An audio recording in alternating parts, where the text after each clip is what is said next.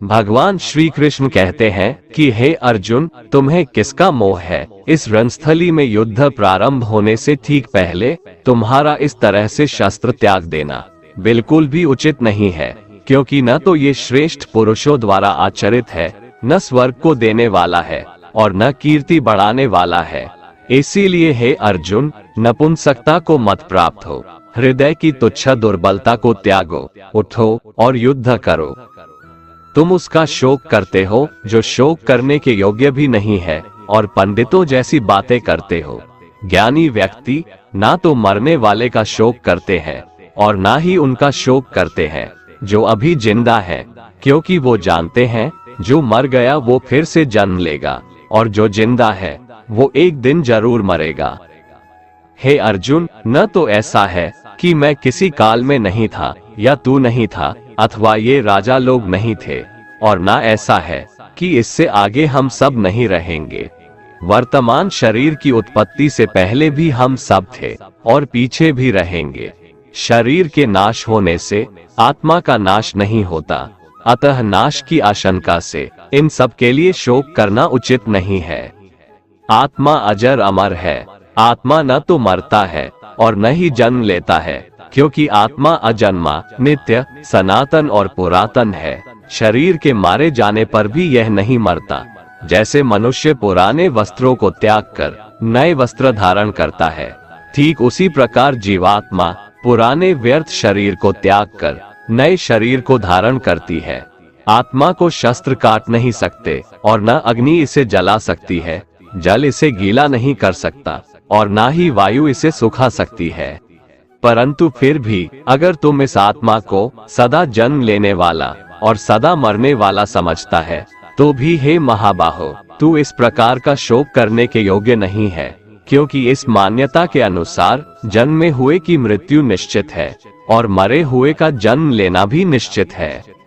हे अर्जुन, अपने धर्म से भागकर तुम भय मत कर, क्योंकि क्षत्रिय के लिए धर्मयुक्त युद्ध से बढ़कर दूसरा कोई कल्याणकारी कर्तव्य नहीं है।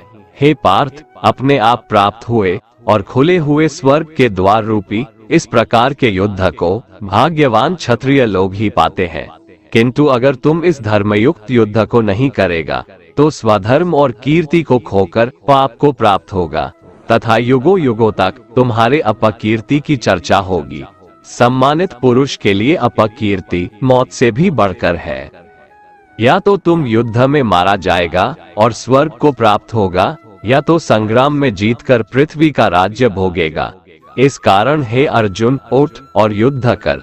जय पराजय, लाभ हानि और सुख दुख को समान समझकर युद्ध के लिए तैयार हो जा। इस प्रकार युद्ध करने से तू पाप को नहीं प्राप्त होगा और यही तुम्हारा सबसे बड़ा धर्म और कर्म है। भगवान श्री कृष्ण कहते हैं, जो हुआ अच्छा हुआ, जो हो रहा है अच्छा हो रहा है और जो होगा वह भी अच्छा ही होगा। तुम भूत का पश्चाताप मत करो, भविष्य की चिंता भी मत करो, अभी तो वर्तमान चल रहा है। दोस्तों, एक बार की बात है, एक राजा और मंत्री कुछ सैनिकों को लेकर जंगल में शिकार पर गए। शिकार के समय तलवार निकालते हुए राजा का अंगूठा कट गया। राजा परेशान हो गए। उसने तुरंत अपने सैनिकों से कहा, सैनिकों जल्दी से जाओ और वैद्य जी को बुलाकर लाओ। देखो मेरा अंगूठा कट गया, कितना खून बह रहा है। इतने में पीछे से मंत्री आए और बोले कि इस चोट पर कपड़ा बांध लीजिए और आराम कीजिए, जो होता है अच्छे के लिए होता है। राजा को मंत्री पर गुस्सा आ गया। वह मंत्री से बोले, मंत्री, ये बात तुम कह रहे हो, मैं तो तुम्हें अपना हितैषी समझता था। राजा ने सैनिकों को आदेश दिया कि मंत्री को ले जाकर कारागार में बंद कर दो, पूरी रात कोड़े से पीटना और सुबह फांसी पर चढ़ा देना। महाराजा की आज्ञा पाकर सैनिकों ने मंत्री को बंदी बना लिया और राजमहल के कारागार में ले जाकर बंद कर दिया। राजा कुछ सैनिकों को लेकर शिकार के लिए फिर से जंगल में निकल गए और फिर कुछ समय बाद जंगल में तूफान आया, जिससे राजा अपने सैनिकों से बिछड़ गया। भटकते भटकते राजा भीलों के बस्ती में पहुंच गए, जिसे वहां के लोग उन्हें उठाकर ले गए और उनकी देवी के सामने जाकर बिठा दिया। पुजारी उसकी बलि चढ़ाने वाला ही था कि एक भील बोला, इसका तो अंगूठा कटा हुआ है, ये तो अशुद्ध है, हम इसकी बलि नहीं दे सकते। और उन्होंने इस तरह राजा को छोड़ दिया और राजा की जान बच गई।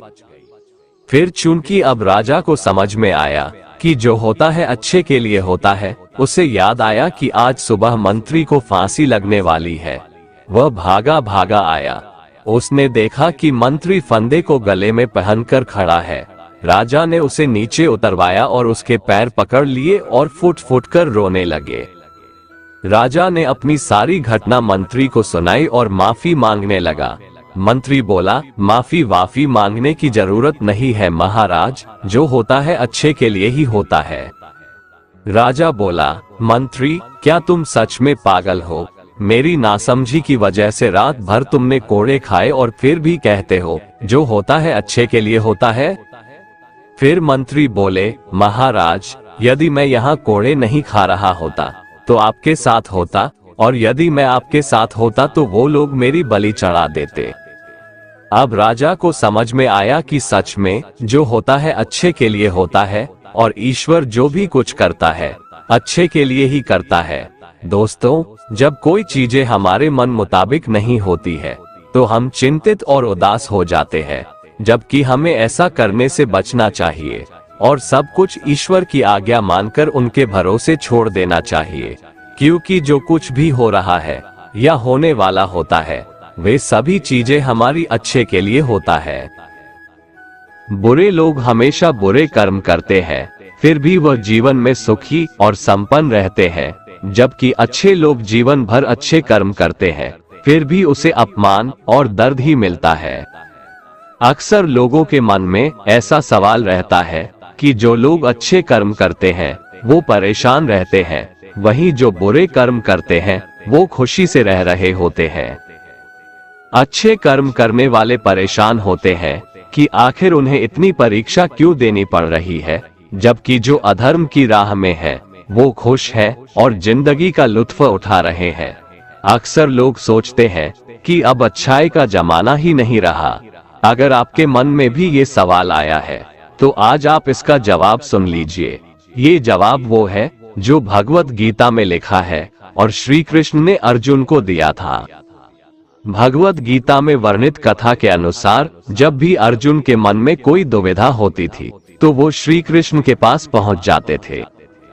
एक बार की बात है, अर्जुन ने भगवान श्री कृष्ण के समीप आकर कहा कि वो दुविधा में है और इसका जवाब वो श्री कृष्ण से चाहते हैं। श्री कृष्ण ने पूछा कि क्या सवाल है? अर्जुन ने कहा, मुझे ये जानना है कि अच्छे लोगों के साथ हमेशा बुरा ही क्यों होता है, वहीं बुरे लोग खुशहाल दिखते हैं। अर्जुन के मुंह से ऐसी बातें सुनकर श्री कृष्ण मुस्कुराए और कहा, मनुष्य जैसा सोचता है और महसूस करता है वैसा कुछ नहीं होता है, बल्कि अज्ञानता की वजह से वो सच्चाई नहीं समझ पाता है। अर्जुन उनकी ये बात समझ नहीं पाए। इसके बाद श्री कृष्ण ने क्या कहा वो जानते हैं। कान्हा ने अर्जुन से कहा कि हे पार्थ, मैं तुम्हें एक कथा सुनाता हूँ, उसे सुनकर तुम समझ जाओगे कि हर प्राणी को उसके कर्म के हिसाब से ही फल मिलता है। प्रकृति हर किसी को अपनी राह चुनने का मौका देती है। अब वो मनुष्य की इच्छा पर निर्भर करता है कि उसे धर्म की राह चुननी है या अधर्म की। कथा शुरू करते हुए श्री कृष्ण ने कहा, एक नगर में दो पुरुष रहा करते थे। एक पुरुष व्यापारी था जिसके जीवन में धर्म की बहुत महत्ता थी। वो पूजा पाठ में यकीन रखता था। वो हर रोज मंदिर जाता था और दान धर्म भी करता था और हर रोज भगवान की पूजा करता था। वहीं दूसरा पुरुष बिल्कुल विपरीत था। वो हर रोज मंदिर तो जाता था लेकिन पूजा करने नहीं, बल्कि मंदिर के बाहर से जूते चप्पल चुराने। उसे दान और धर्म से कोई लेना देना नहीं था। समय बीतता गया और एक दिन बहुत जोर की बारिश हो रही थी। इस वजह से मंदिर में पुजारी के अलावा कोई नहीं था। ये बात जब दूसरे पुरुष को पता चली तो उसने कहा कि ये सही मौका है मंदिर का धन चुराने का। पंडित से नजर बचाकर उसने मंदिर का सारा धन चुरा लिया। उसी समय धर्म कर्म में विश्वास रखने वाला व्यक्ति भी मंदिर पहुंचा, दुर्भाग्य से मंदिर के पुजारी ने उसे ही चोर समझ लिया और चिल्लाने लगे। वहां लोग एकत्र हो गए और उसे बहुत मारा। किसी तरह वो बचते बचाते वहां से निकला तो दुर्भाग्य ने उसका साथ वहां भी नहीं छोड़ा। मंदिर के बाहर वो एक गाड़ी से टकरा गया और घायल हो गया। फिर वो व्यापारी लंगड़ाते हुए घर जाने लगा तो रास्ते में उसकी मुलाकात उस पुरुष से हुई जिसने मंदिर से धन चुराया था। उसने कहा, आज तो मेरी किस्मत चमक गई, एक साथ इतना सारा धन मिल गया। ये सब देखकर उसे बहुत बुरा लगा और उसने अपने घर से भगवान की सारी तस्वीरें निकाल दी। कुछ सालों बाद दोनों की पुरुषों की मृत्यु हो गई। मरने के बाद जब दोनों यमराज की सभा में पहुंचे और भले पुरुष ने दूसरे व्यक्ति को देखा तो उसे बहुत गुस्सा आया। उसने क्रोधित होकर यमराज से पूछ ही लिया, मैं तो हमेशा अच्छे कर्म करता था, दान में विश्वास रखता था, उसके बदले जीवन भर मुझे अपमान और दर्द ही मिला और इस व्यक्ति को नोटों से भरी पोटली, आखिर ऐसा भेदभाव क्यों? इस पर यमराज ने कहा, पुत्र तुम गलत समझ रहे हो। जिस दिन तुम्हारी गाड़ी से टक्कर हुई थी वो दिन तुम्हारे जीवन का आखिरी दिन था, परंतु तुम्हारे अच्छे कर्मों की वजह से तुम्हारी मौत सिर्फ एक छोटी से चोट में बदल गई। तुम इस दुष्ट व्यक्ति के बारे में जानना चाहते हो? दरअसल इसके भाग्य में राजयोग था, मगर इसके कुकर्मों और अधर्म की वजह से वो सिर्फ एक छोटी सी धन की पोटली में बदल गया। कथा सुनाने के बाद श्री कृष्ण अर्जुन से कहते हैं, पार्थ क्या अब तुम्हें तुम्हारे सवाल का जवाब मिल गया? ऐसा सोचना कि भगवान तुम्हारे कर्मों को नजरअंदाज कर रहे हैं, ये बिल्कुल भी सत्य नहीं है। भगवान हमें कब, क्या, किस रूप में दे रहा है, मनुष्य को समझ में नहीं आता है, मगर आप अच्छे कर्म करते रहें तो भगवान की कृपा हमेशा बनी रहती है। इसलिए अपने अच्छे कर्मों को बदलना नहीं चाहिए, क्योंकि उसका फल हमें इसी जीवन में मिलता है। इसलिए मनुष्य का फर्ज है कि वो हमेशा अच्छे कर्म करते रहें, क्योंकि श्री कृष्ण ने गीता में भी बताया है कि किसी के द्वारा किया गया कर्म बेकार नहीं जाता है, चाहे वो अच्छा हो या बुरा। भगवान श्री कृष्ण कहते हैं, व्यक्ति को सदैव बुराई से बचकर रहना चाहिए। अगर कोई बुरा कर्म करता है तो वह कर्म उसको अपने जीवन में भोगना ही पड़ता है। जिस प्रकार सैकड़ों गायों के बीच बछड़ा अपनी माँ को खोज लेता है, ठीक उसी प्रकार कर्म का फल आपको हजारों के भीड़ में भी खोज लेगा। माधव कहते हैं, किसी जीव को कष्ट देकर आप मुझे खुश नहीं देख सकते हो। श्री कृष्ण जगत के स्वामी हैं, वह कण कण में निवास करते हैं। छोटे से छोटे जीव के हृदय में ईश्वर का वास होता है। उस जीव को कष्ट का अनुभव होना ईश्वर को कष्ट का अनुभव कराता है। इसीलिए किसी भी जीव को कष्ट देना ईश्वर को कष्ट देने के समान है। श्रीमद् भगवद गीता में अर्जुन श्री कृष्ण से पूछते हैं कि हे प्रभु, मनुष्य न चाहते हुए भी किसकी प्रेरणा से या फिर किसके दबाव से पाप कर्म करने के लिए प्रेरित होता है? क्यों मनुष्य धर्म के रास्ते पर नहीं चल पाता है? क्यों वह अधर्म के रास्ते पर अग्रसर हो जाता है? श्री भगवान ने कहा, हे अर्जुन, रजोगुण से उत्पन्न होने वाले काम वासना और क्रोध ही इसका कारण है और यही सबसे बड़ा पापी है। तू इन्हें ही इस संसार में अग्नि के समान कभी न तृप्त होने वाले महान शत्रु समझ। दोस्तों, श्री कृष्ण बताते हैं कि आखिर मनुष्य पाप किस कारण से करता है। कारण है रजोगुण। इसी की वजह से काम, क्रोध या राग द्वेष जैसे भाव पैदा होते हैं, जो कि पाप की वजह होते हैं। इन्हीं द्वेषों को श्री कृष्ण शत्रु बताते हैं। इन भावों के मन में आते ही आपको समझ जाना चाहिए कि आप पर शत्रु हावी हो रहा है और आपको उसे रोकने की जरूरत है। जिस प्रकार धुएं से अग्नि और धूल से दर्पण ढक जाता है तथा जिस प्रकार गर्भाशय से गर्भ ढका रहता है, उसी प्रकार कामनाओं से ज्ञान ढका रहता है। और जब ज्ञान ढक जाता है तब हमारे अंदर काम, क्रोध, राग, द्वेष जैसे भाव उत्पन्न होते हैं और हमसे पाप कर्म करवाने के लिए उत्साहित करते हैं। इसलिए श्री कृष्ण इन्हें शत्रु बताते हैं। हे कुंती पुत्र, इस प्रकार ज्ञानी पुरुष का ज्ञान भी अतृप्त कामना रूपी नित्य शत्रु से ढका रहता है। जो कभी भी संतुष्ट न होने वाली अग्नि की तरह जलता रहता है। काम, क्रोध, मद, लोभ और मोह को नियंत्रण में रखना ही इस आग को बुझाने का एक तरीका है। इंद्रियां, मन और बुद्धि को कामना की प्रजनन भूमि कहा जाता है, जिनके द्वारा यह मनुष्य के ज्ञान को आच्छादित कर लेती है और जीवात्मा को मोहग्रस्त कर देती है।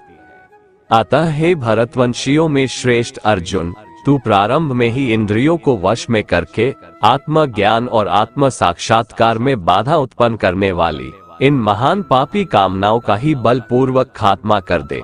श्री कृष्ण अर्जुन को सलाह देते हैं कि इससे पहले कि काम, क्रोध, लोभ जैसे शत्रु तुम पर कब्जा कर ले, तू अपनी इंद्रियों को वश में करके अपने काम क्रोध को मार दे। ये काम, क्रोध जैसे शत्रु ही है जो हमारे अंदर मौजूद ज्ञान को खत्म कर उनमें अज्ञान पैदा करते हैं और हमें धर्म के रास्ते से भटकाते हैं। श्री कृष्ण बताते हैं कि इस शरीर की अपेक्षा इंद्रियां श्रेष्ठ है, इंद्रियों की अपेक्षा मन श्रेष्ठ है, मन की अपेक्षा बुद्धि श्रेष्ठ है और बुद्धि से भी श्रेष्ठ शुद्ध स्वरूप आत्मा है। इसलिए आत्मा को लौकिक बुद्धि से श्रेष्ठ जानकर अपनी इंद्रिय, मन और बुद्धि पर हमें संयम रखना चाहिए और आत्मज्ञान द्वारा कामरूपी खतरनाक शत्रु का दमन कर देना चाहिए। ये संसार मेरी ही माया है, ये संसार मुझसे ही उत्पन्न हुआ है। मैं ही इसका पालन पोषण करता हूँ और मैं ही इस सृष्टि का विनाश करता हूँ।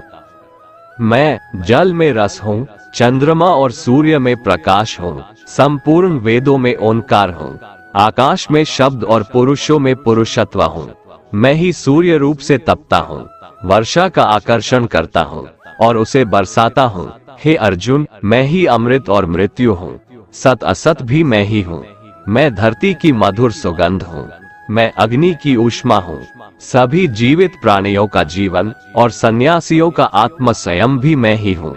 मैं भूत, वर्तमान और भविष्य के सभी प्राणियों को जानता हूँ, लेकिन वास्तविकता में मुझे कोई नहीं जानता। हमेशा शक करने वाला व्यक्ति कभी शांति प्राप्त नहीं कर पाता है।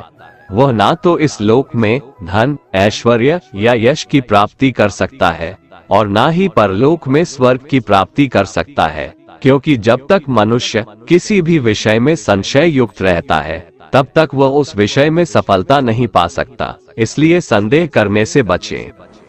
हे अर्जुन, तुम्हारा क्या गया जो तुम रोते हो? तुम क्या लाए थे जो तुमने खो दिया?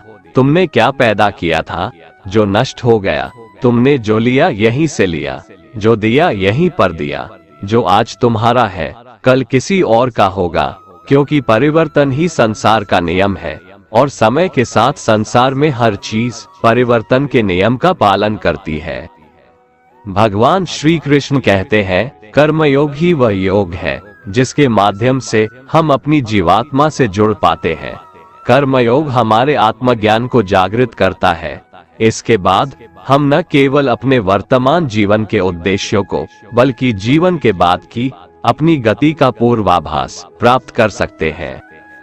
इस योग में कर्म के द्वारा ईश्वर की प्राप्ति की जाती है। श्रीमद् भगवद गीता में कर्मयोग को सर्वश्रेष्ठ माना गया है। गृहस्थ और कर्मठ व्यक्ति के लिए ये योग अधिक उपयुक्त है। कर्मयोग सिखाता है कि कर्म के लिए कर्म करो, आसक्ति रहित होकर कर्म करो। कर्मयोगी इसीलिए कर्म करता है कि कर्म करना उसे अच्छा लगता है और इसके परे उसका कोई हेतु नहीं है।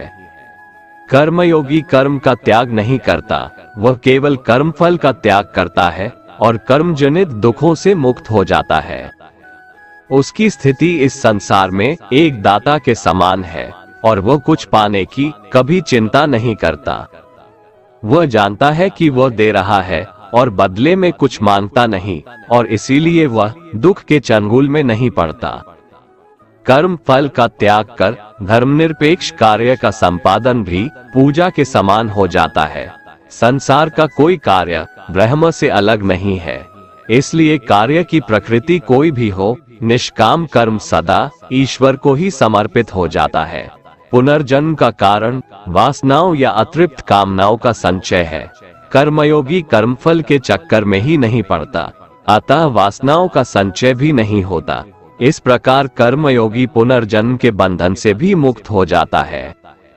भगवान श्री कृष्ण कहते हैं, मनुष्य का मन वायु की तरह चंचल है। यह मन ही है जो मनुष्य को काम वासनाओं की तरफ भटकाता रहता है। अगर जीवन को सफल बनाना है तो मन पर काबू करना बहुत जरूरी है। मन को वश में करने से दिमाग की शक्ति केंद्रित होती है, जिससे कार्यों में सफलता मिलने लगती है। गीता के अनुसार जिस व्यक्ति ने अपने मन पर काबू पा लिया, वह मन में पैदा होने वाली बेकार की चिंताओं और इच्छाओं से भी दूर रहता है। साथ ही व्यक्ति अपने लक्ष्य को भी आसानी से प्राप्त कर लेता है। अगर मन को वश में नहीं करोगे तो वह तुम्हारा सबसे बड़ा शत्रु बन जाएगा। भगवान कहते हैं, जो मनुष्य सुख और दुख में शांत रहता है, जिसके राग, भय और क्रोध नष्ट हो गए हैं, जो मनुष्य शुभ और अशुभ वस्तु को पाकर न प्रसन्न होता है और न द्वेष करता है, जिन्होंने अपनी इंद्रियों को वश में कर लिया है, वो स्थिर बुद्धि मनुष्य मुनि के समान है। ऐसा मनुष्य स्थिर चित्त और इंद्रियों को वश में करके ज्ञान द्वारा परमात्मा को प्राप्त करके हमेशा संतुष्ट रहता है। क्रोध मनुष्य को नरक की ओर ले जाने वाला द्वार है। क्रोध करने से व्यक्ति का मन अशांत हो जाता है और उसकी स्मरण शक्ति भ्रमित हो जाती है। स्मृति में विभ्रम होने से उसकी बुद्धि नष्ट हो जाती है और फिर व्यक्ति का पतन हो जाता है। भगवान श्री कृष्ण कहते हैं, मनुष्य को क्रोध करने से बचना चाहिए। कितना भी गुस्सा आए, स्वयं को शांत रखने का प्रयास करें। श्री भगवान कहते हैं, जिस प्रकार समुद्र की स्थिति अचल है, भारी से भारी आंधी तूफान आने पर या अनेक नदियों के जल प्रवाह उसमें प्रविष्ट होने पर भी वह अपनी स्थिति से विचलित नहीं होता, मर्यादा का त्याग नहीं करता, उसी प्रकार परमात्मा के स्वरूप में स्थित योगी की स्थिति भी सर्वथा अचल होती है। बड़े से बड़े सांसारिक सुख दुखों का संयोग वियोग होने पर भी उसकी स्थिति में जरा भी अंतर नहीं पड़ता। वह योगी परमात्मा में नित्य, निरंतर, अटल और एकरस स्थित रहता है। जो मनुष्य संपूर्ण कामनाओं को त्याग कर ममता रहित, अहंकार रहित और स्पृहा रहित होकर विचरण करता है, वही मनुष्य शांति को प्राप्त कर पाता है। जिस प्रकार प्रकाश की ज्योति अंधेरे में चमकती है, ठीक उसी प्रकार सत्य भी चमकता है। इसलिए व्यक्ति को सदैव सत्य के मार्ग पर चलना चाहिए। सत्य कभी दावा नहीं करता है कि मैं सत्य हूँ, लेकिन झूठ हमेशा दावा करता है कि सिर्फ मैं ही सत्य हूँ। इस संपूर्ण संसार में कोई भी व्यक्ति महान नहीं जन्मा होता है, बल्कि उसके कर्म उसे महान बनाते हैं। सही कर्म वह नहीं है जिसके परिणाम हमेशा सही हो, अपितु सही कर्म वह है जिसका उद्देश्य कभी गलत ना हो। श्रेष्ठ पुरुष जैसा आचरण करता है, अन्य पुरुष भी वैसा ही आचरण करते हैं। वो जो कुछ प्रमाण देता है, समस्त मनुष्य समुदाय उसी के पद चिन्हों पर अपने रास्ते चुनता है। इसलिए सज्जन व्यक्तियों को सदैव अच्छा व्यवहार करना चाहिए। जो मनुष्य ईश्वर में श्रद्धा नहीं रखते, वो अज्ञानी मनुष्य जीवन में कभी भी सुख, शांति और सफलता को प्राप्त नहीं कर पाते। ऐसे मनुष्य की बुद्धि विपरीत हो जाती है। वे लौकिक और पारलौकिक सब प्रकार के सुख साधनों को विपरीत ही समझने लगते हैं। इसी कारण वे विपरीत आचरणों में प्रवृत्त हो जाते हैं। इसके फलस्वरूप उनका इस लोक में और परलोक में पतन हो जाता है। वे अपनी वर्तमान स्थिति से भी भ्रष्ट हो जाते हैं और मरने के बाद उनको अपने कर्मों का फल भोगने के लिए सूकर, कुकर आदि नीच योनियों में जन्म लेना पड़ता है या घोर नरक में पड़कर भयानक यातनाएं भोगनी पड़ती है। भगवान श्री कृष्ण कहते हैं, जो मनुष्य अपने कर्तव्यों का पालन करते हुए विपरीत परिस्थितियों में भी अपने धर्म के मार्ग पर अडिग रहता है और उसके कारण अगर उसकी मृत्यु भी हो जाती है, तो वह मृत्यु भी उसके लिए परम कल्याणकारक बन जाता है और उस मनुष्य को स्वर्ग की प्राप्ति होती है। हे अर्जुन, मेरे और तुम्हारे बहुत से जन्म हो चुके हैं। उन सबको तू नहीं जानता, किंतु मैं जानता हूँ। मैं अजन्मा और अविनाशी हूँ। मैं समस्त प्राणियों का ईश्वर होते हुए भी अपनी प्रकृति को अधीन करके अपनी योग माया से प्रकट होता रहता हूँ। जब जब इस धरती पर धर्म की हानि और अधर्म की वृद्धि होती है, तब तब अधर्म का विनाश और धर्म की पुनर्स्थापना हेतु मैं अपने एक नए रूप को रचता हूँ और लोगों के सम्मुख प्रकट होता रहता हूँ। मनुष्य मेरी जिस भी रूप की पूजा करते हैं, मैं भी उनको उनकी भावना के अनुसार उसी रूप में दर्शन देता हूँ। मनुष्य जिस जिस भाव से मेरी उपासना करते हैं, मैं उनके उस भाव का ही अनुसरण करता हूँ। जो मेरा चिंतन करता है, उसका मैं चिंतन करता हूँ। जो मेरे लिए व्याकुल होता है, उसके लिए मैं भी व्याकुल हो जाता हूँ। जो मुझे अपना सर्वस्व अर्पण कर देता है, मैं भी उसे अपना सर्वस्व अर्पण कर देता हूँ। इस मनुष्य लोक में सांसारिक भोग के लिए लोग इंद्र आदि देवताओं की उपासना करते हैं, क्योंकि देवताओं का पूजन करने वालों को उनकी उपासना का फल तुरंत मिल जाता है। लेकिन मैं ऐसा नहीं करता हूँ। मेरे भक्त यदि सकाम भाव से भी मेरा भजन करते हैं, तो भी मैं उनकी उसी कामना को पूर्ण करता हूँ, जिसकी पूर्ति से उनका विषयों से वैराग्य होकर मुझ में प्रेम और विश्वास बढ़ता है। इसीलिए सांसारिक मनुष्यों को मेरी भक्ति का फल शीघ्र मिलता हुआ नहीं दिखता है, और इसलिए वे मंद बुद्धि मनुष्य कर्मों का फल शीघ्र प्राप्त करने की इच्छा से अन्य देवताओं का ही पूजन किया करते हैं। इंसान हमेशा अपने भाग्य को कोसता है, ये जानते हुए भी कि भाग्य से भी ऊंचा उसका कर्म है, जो उसके स्वयं के हाथों में है। जो पुरुष ना किसी से द्वेष करता है और ना किसी चीज की आकांक्षा करता है, वैसा कर्मयोगी पुरुष सन्यासी के समान है, और वो पुरुष सुखपूर्वक संसार बंधन से मुक्त हो जाता है। ना तो मैं किसी के भाग्य का निर्माण करता हूँ और ना ही किसी के कर्मफल का निर्माण करता हूँ। मनुष्य अपने द्वारा किए कर्मों का ही फल भोगता है और उसी से उसके भाग्य का निर्माण होता है। मनुष्य स्वयं ही अपना मित्र है और स्वयं ही अपना सबसे बड़ा शत्रु भी है। ज्ञानी मनुष्य कर्मयोग या भक्ति योग से एक ही जन्म में इस समुद्र रूपी संसार से निकलकर परमात्मा को प्राप्त कर लेता है, और अज्ञानी मनुष्य काम, क्रोध, लोभ, मोह में फंसकर 84 लाख योनियों में भटकता रहता है। भगवान श्री कृष्ण कहते हैं, भगवत प्राप्ति के लिए कर्म करने वाला कोई भी मनुष्य दुर्गति को प्राप्त नहीं होता है। इस लोक में या परलोक में वह जहाँ भी रहता है, वो परमात्मा के मार्ग में आगे ही बढ़ता रहता है। हे अर्जुन, जिनकी बुद्धि माया ने हर ली है, जो जानबूझकर पाप कर्मों में ही लिप्त हैं, जो मुझे जानने की चेष्टा भी नहीं करते, ऐसे मनुष्य को जीवन में और जीवन के बाद के जीवन में भी कष्टों से मुक्ति नहीं मिल पाता है। जो मनुष्य अंत काल में भी मुझको स्मरण करता हुआ शरीर त्यागता है, वह मेरे परम धाम को प्राप्त होता है, इसमें कोई संशय नहीं है। देवताओं को पूजने वाले देवताओं को प्राप्त होते हैं, पितरों को पूजने वाले पितरों को प्राप्त होते हैं, भूतों को पूजने वाले भूतों को प्राप्त होते हैं, और मेरा पूजन करने वाले भक्त मुझको ही प्राप्त होते हैं। इसलिए मेरे भक्तों का पुनर्जन्म नहीं होता। जो कोई भक्त मेरे लिए प्रेम से पत्र, पुष्प, फल, जल आदि अर्पण करता है, उस शुद्ध बुद्धि निष्काम प्रेमी भक्त का प्रेम पूर्वक अर्पण किया हुआ वह पत्र, पुष्प मैं सद्गुण से प्रकट होकर प्रेम पूर्वक खाता हूँ।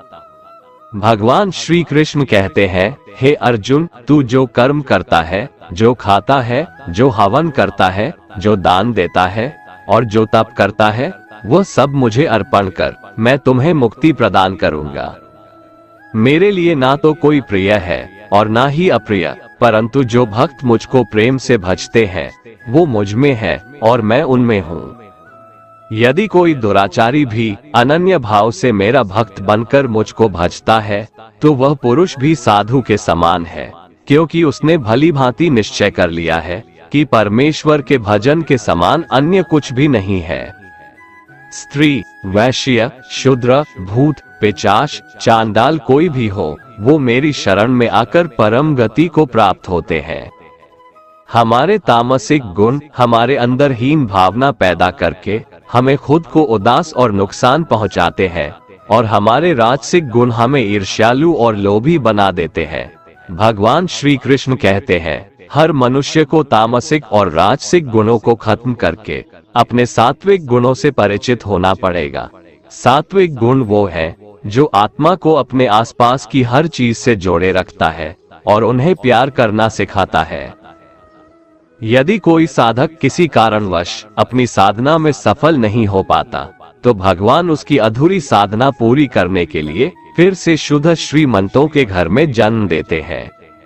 हे धनंजय, मेरे सिवाय इस जगत का कोई दूसरा कारण नहीं हो सकता। मैं ही इस संपूर्ण संसार का महाकारण हूँ। जैसे मोती सूत के धागे की माला में पिरोए हुए होते हैं, वैसे ही यह संपूर्ण जगत मुझ में ही ओतप्रोत है।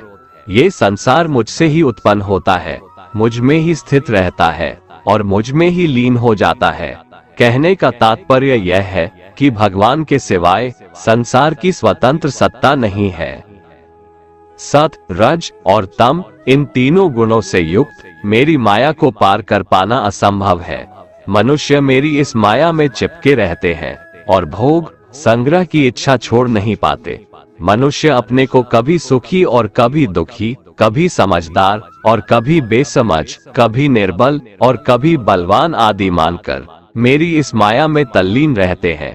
परंतु जो मनुष्य मेरे शरणागत हो जाते हैं, वे मेरी इस माया को आसानी से पार कर जाते हैं, क्योंकि उनकी दृष्टि केवल मेरी तरफ रहती है। वे मेरी माया में नहीं फंसते। हे भरत श्रेष्ठ अर्जुन, पवित्र कर्म करने वाले मेरे 4 प्रकार के भक्त मेरा स्मरण करते हैं। पहला है आर्त भक्त, अर्थात दुख से निवृत्ति चाहने वाले भक्त। दूसरा है अर्थार्थी भक्त, अर्थात धन संपदा चाहने वाले भक्त। तीसरा है जिज्ञासु भक्त, अर्थात केवल मुझे जानने की इच्छा वाले भक्त। और चौथा है ज्ञानी भक्त, अर्थात मुझे ज्ञान सहित जानने वाले भक्त। आइए इसको थोड़ा समझ लें। आर्त भक्त वो है जो प्राण संकट आने पर संकट दूर करने के लिए केवल भगवान को पुकारते हैं, कष्ट का निवारण केवल भगवान से ही चाहते हैं, दूसरे किसी से नहीं। वे आर्त भक्त कहलाते हैं। आर्त भक्तों में द्रौपदी और गजेंद्र का दृष्टांत ठीक नहीं लगता है, क्योंकि इन दोनों ने अपनी रक्षा के लिए अन्य उपायों का भी सहारा लिया था। चीर हरण के समय जब तक द्रौपदी भीष्म पितामह और 5 पांडवों पर भरोसा करती रही, तब तक वह रोती बिलखती और कष्ट पाती रही। परंतु जब सब सहारा छोड़कर अनन्य भाव से प्रभु को पुकारा, तब प्रभु ने उसकी लाज बचाई। ऐसे ही गजेंद्र ने जब तक दूसरे हाथियों और हथिनियों का सहारा लिया, अपने बल का सहारा लिया, तब तक वह कई वर्षों तक ग्राह से लड़ता रहा और दुख पाता रहा। सब सहारा छूटने के बाद जब उसने ओम नमो भगवते कहकर हरि को पुकारा, तब भगवान ने तुरंत आकर ग्राह का मुंह फाड़ दिया और गजेंद्र का उद्धार किया। आर्त भक्तों में अभिमन्यु की पत्नी उत्तरा का दृष्टांत सही लगता है, कारण कि जब उस पर आफत आई, तब उसने भगवान श्री कृष्ण के सिवाय किसी दूसरे उपाय का सहारा नहीं लिया। उसने सीधे भगवान से निवेदन किया। उसने श्री भगवान से कहा कि हे जगतपति, ये दहकता हुआ अश्वत्थामा का बाण मेरे गर्भ को नष्ट करने के लिए दौड़ा आ रहा है, मेरी रक्षा करे। तुरंत उत्तरा के गर्भ में प्रविष्ट होकर भगवान ने गर्भ की रक्षा की और परीक्षित को बचाया। अर्थार्थी भक्त वो है जिनको अपनी सुख सुविधा के लिए धन संपत्ति प्राप्त करने की इच्छा हो जाती है, परंतु उसको वे केवल भगवान से ही चाहते हैं, दूसरों से नहीं। ऐसे भक्त अर्थार्थी भक्त कहलाते हैं। जिज्ञासु भक्त वो है जिसमें भगवान को जानने और भगवत भक्ति की जोरदार इच्छा हो जाती है। जिज्ञासु भक्तों में उद्धव जी का नाम लिया जाता है। भगवान ने उद्धव जी को दिव्य ज्ञान का उपदेश दिया था, जो उद्धव गीता के नाम से भी प्रसिद्ध है। श्रीमद् भगवत गीता में उच्च कोटि के भगवत प्रेमी को ज्ञानी भक्त माना गया है। उनके मन में किसी भी प्रकार की कोई इच्छा नहीं होती, वे केवल भगवान के प्रेम में ही मस्त रहते हैं। प्रेमी भक्तों में गोपियों का नाम प्रसिद्ध है। गोपियों ने अपने सुख का त्याग कर प्रियतम भगवान के सुख को ही अपना सुख माना था। ज्ञानी अर्थात प्रेमी भक्त भगवान से कुछ नहीं चाहता, इसलिए वो भगवान का सर्वश्रेष्ठ भक्त है। कान्हा कहते हैं, मैं ना तो तुम्हारी महंगी भेंट से प्रसन्न होता हूँ और ना ही दिखावटी दान दीक्षा से। अगर मेरे मन को जीतना है तो मुझे प्रेम से पुकारो, मैं हाजिर हो जाऊंगा। अवास्तविक चीजों को लेकर मन में कभी डर पैदा मत होने दो। वो वास्तविक नहीं है, वह ना तो कभी था और ना कभी होगा। इसके विपरीत जो वास्तविक है वह हमेशा से था और उसे ना तो बदला जा सकता है, ना कभी नष्ट किया जा सकता है।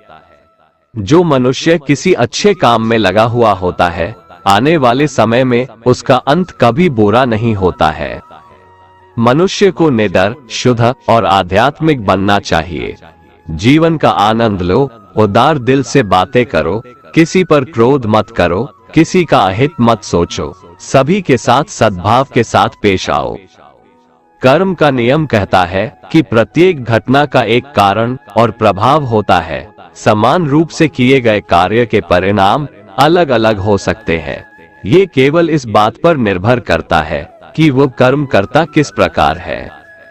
जिस प्रकार आग एक लकड़ी को जलाकर राख कर देती है, उसी प्रकार आत्मा ज्ञान आपके अंदर चलने वाले सभी द्वैत कार्यों को भस्म कर आपको आंतरिक शांति प्रदान करता है।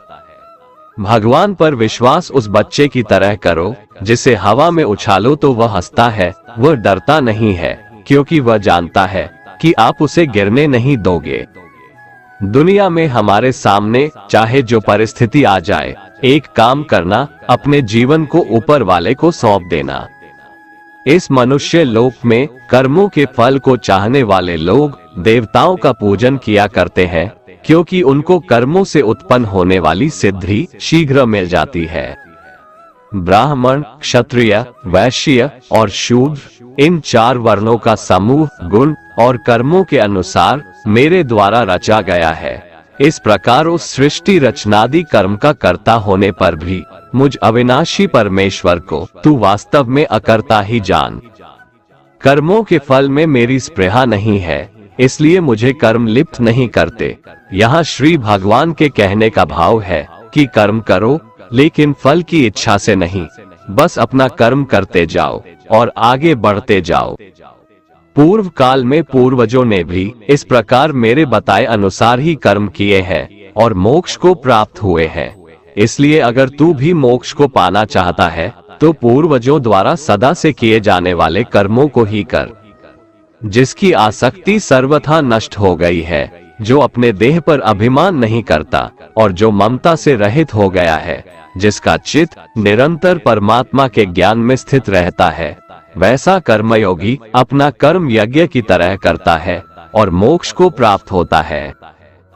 जो अपना सब कुछ परमात्मा को अर्पित कर देता है, जिसके लिए परमात्मा ही सब कुछ है, जो अपने हर कर्म में परमात्मा को देखता है और हर कर्म परमात्मा के लिए करता है, वैसा कर्मयोगी मोक्ष का अधिकारी होता है। जो मनुष्य मुझसे परम प्रेम करके इस परम रहस्य युक्त गीता शास्त्र को मेरे भक्तों में कहेगा, वह मुझको ही प्राप्त होगा, इसमें कोई संदेह नहीं है। उससे बढ़कर मेरा प्रिय कार्य करने वाला मनुष्यों में कोई भी नहीं है, तथा पृथ्वी भर में उससे बढ़कर मेरा प्रिय दूसरा कोई भविष्य में होगा भी नहीं। जो मनुष्य श्रद्धायुक्त दोषों से रहित होकर इस गीता शास्त्र का श्रवण भी करेगा, वह भी सभी पापों से मुक्त होकर मेरे परम धाम को प्राप्त होगा। दोस्तों, अगर आपको हमारा ये वीडियो पसंद आया तो कमेंट में जय श्री राधे कृष्ण लिखें और ऐसे ही प्रेरणादायक वीडियो देखने के लिए हमारे चैनल को सब्सक्राइब कर लें। जय श्री राधे कृष्ण।